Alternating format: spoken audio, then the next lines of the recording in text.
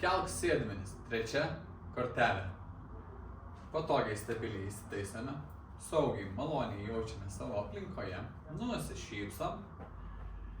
Žiūrime, kad pečių linija, dubens linija, kojų padėtis lygiagrečiai yra vienoje linijoje, pasiskirstant kūno svoris lygiai, kiek į išorę, kiek į vidų.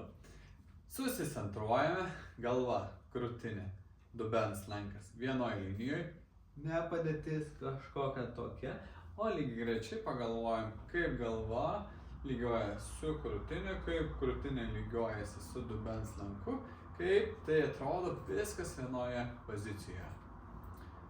Ir lengvai ausį lenkime prie peties, pasirinktai į kairę ir į dešinę, kurį jums patogiau.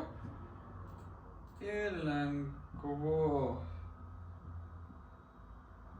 kelionę link vieno peties, link kito, jausdami tempimą, atliekame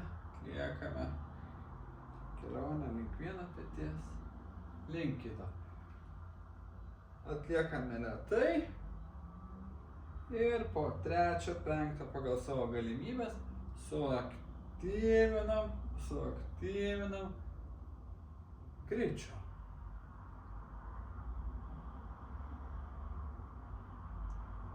Kelk sėdmenis.